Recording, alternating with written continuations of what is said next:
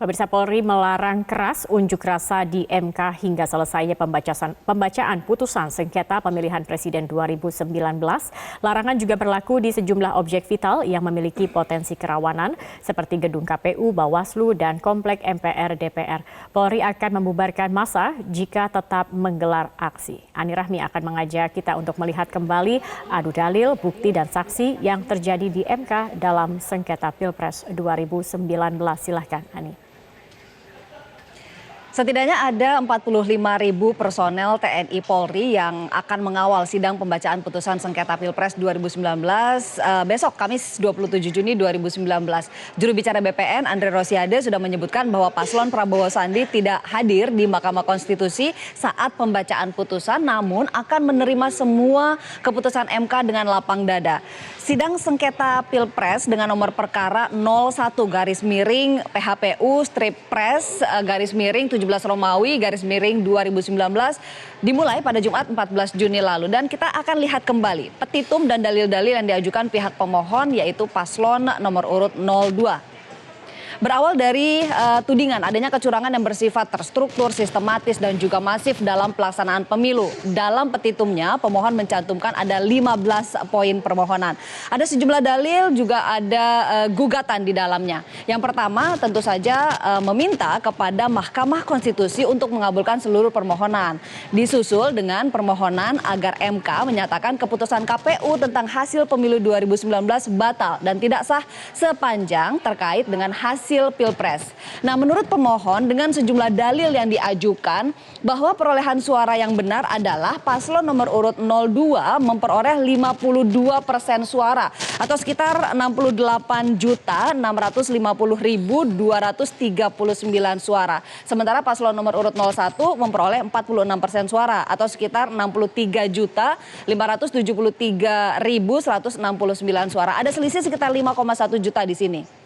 Nah, dengan perolehan suara seperti ini, maka pemohon memohon MK menyatakan pemenang Pilpres 2019 adalah paslon Prabowo Sandi dan menetapkan paslon 02 sebagai presiden dan wakil presiden terpilih, lalu mendiskualifikasikan paslon nomor urut 01.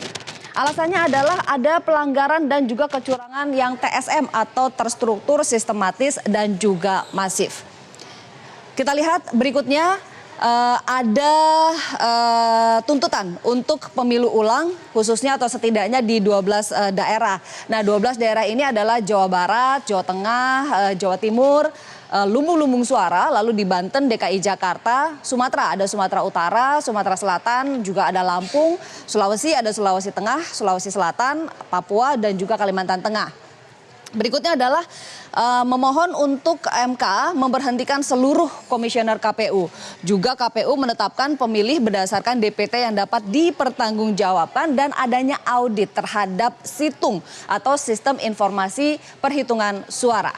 Nah, Ketua Tim Kuasa Hukum Joko Widodo Kiai Haji Ma'ruf Amin yaitu Profesor Yusril Iza Mahendra yakin bahwa Mahkamah Konstitusi tidak akan mengabulkan gugatan paslon Prabowo Sandi.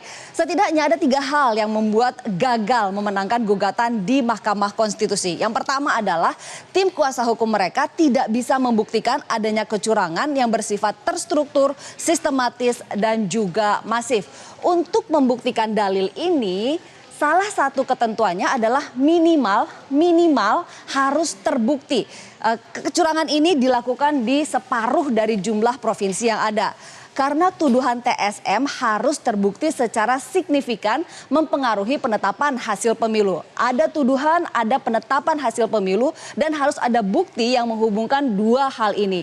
Jika hanya ada tuduhan tapi tidak berhubungan dengan penetapan hasil pemilu, artinya syarat itu tidak terpenuhi. Artinya tuduhan terhadap kecurangan bersifat TSM ia tidak terbukti. Berikutnya adalah dalam persidangan MK, hakim menilai alat bukti yang diajukan kubu Prabowo Sandiaga tidak lengkap dan berantakan.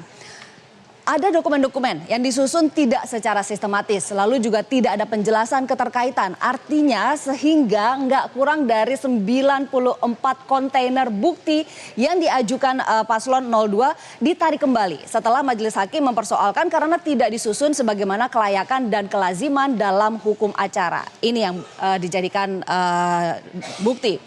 Yang ketiga, para saksi yang dihadirkan tim hukum yang diketuai Bambang Wijoyanto juga dinilai tidak maksimal. Saksi yang dihadirkan oleh tim hukum dianggap tidak maksimal dan kita akan bahas sedikit lebih lanjut mengenai para saksi-saksi ini. Ada 14 saksi fakta dan 2 saksi ahli yang didatangkan pemohon untuk memberi keterangan di hadapan majelis hakim. Nah ini juga sempat kisruh karena pagi hari ada 15 saksi fakta yang sudah diambil sumpahnya. Lalu pemohon ingin mencoret 2 saksi dan menambah 2 saksi lagi yang tidak ikut diambil sumpah. Akhirnya 14 saksi fakta karena Haris Azhar menyatakan menolak menjadi saksi. Padahal namanya sudah masuk dalam daftar saksi. Lalu juga ada 2 saksi ahli. Nah majelis hakim memutuskan jumlah saksi ini sudah disesuaikan dengan jumlah petitum yang diajukan oleh pemohon. Kemudian belakangan pemohon kembali mengajukan permohonan menambah jumlah saksi menjadi 30. Nah dalam persidangan banyak kesaksian yang mencurigakan dan juga tidak masuk akal. Bahkan ada saksi yang memiliki status hukum yang bermasalah. Saya akan meng-highlight beberapa di antaranya. Yang pertama adalah ini, saksi-saksi yang mengaku mendapatkan ancaman pembunuhan. Yang pertama adalah Agus Muhammad Maksum atau Agus Maksum, Direktur IT BPM. Ketika ditanya apakah ancaman pembunuhan menjelang sidang MK, jawabannya tidak.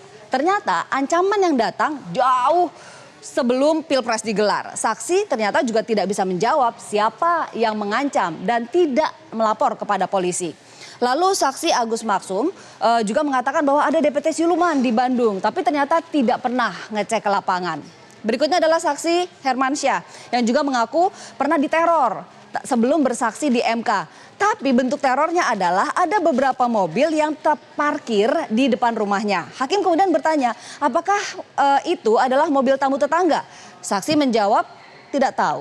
Saksi juga mengaku pernah dianiaya, namun ternyata kejadiannya mundur di tahun 2017 jauh sebelum penetapan Capres-Cawapres dan saksi sendiri menyatakan bahwa penganiayaan ini tidak terkait dengan Pilpres. Jadi buat apa diceritakan di sidang?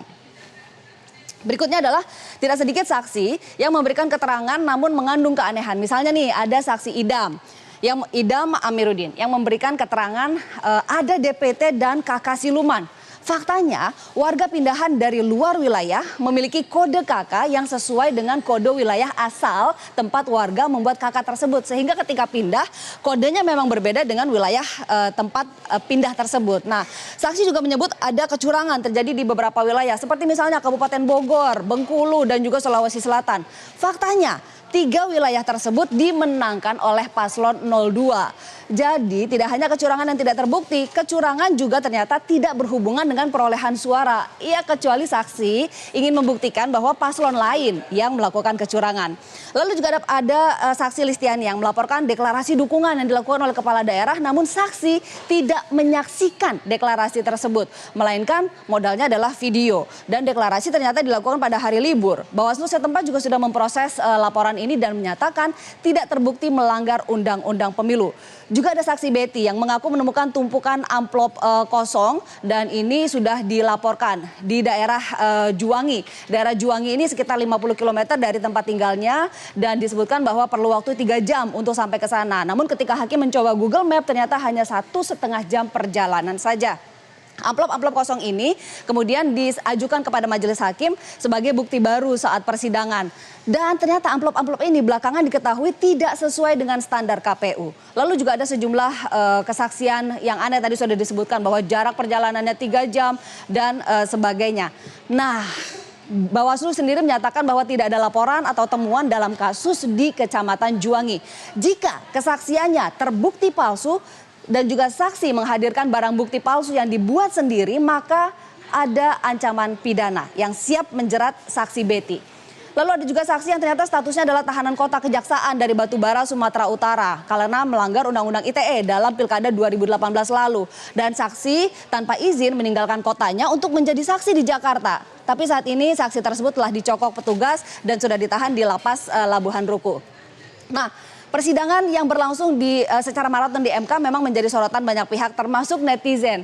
Atas keanehan keterangan para saksi yang diajukan oleh pihak pemohon, netizen membuat rangkuman seperti ini.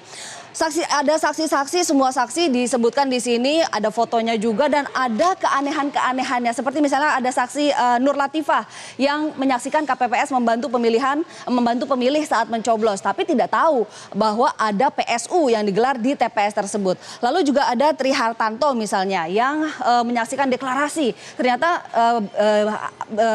tidak menyaksikan secara langsung melainkan dari video yang beredar di grup WhatsApp. Lalu juga ada Fahrida yang mengaku menyaksikan kecurangan di grup WhatsApp. Padahal hanya ajakan untuk mencuitkan keberhasilan pembangunan desa tanpa ada ajakan memilih paslon tertentu. Dan itu juga terjadi pada September 2018.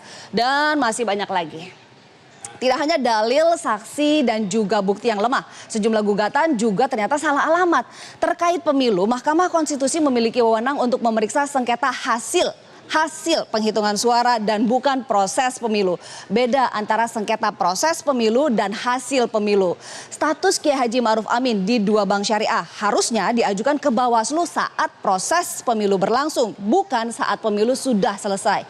Sejak 2017 ada pembagian kewenangan antara Bawaslu, PT UN, Gakumdu dan juga MK. Nah, ini yang membuat penyelesaian sengketa pemilu 2019 berbeda dengan pemilu 2014 maksud saya sebelum Undang-Undang Pemilu keluar. Pemenang Pilpres pun bukan kewenangan MK untuk menentukan. Kewenangan ini ada di KPU. Jadi memohon MK agar menetapkan paslon 02 sebagai presiden dan wakil presiden terpilih periode 2019-2024 adalah salah alamat. Kita tunggu saja putusan yang akan dihasilkan oleh Mahkamah Konstitusi besok yang bersifat final dan juga mengikat. Zakia, kembali ke Anda.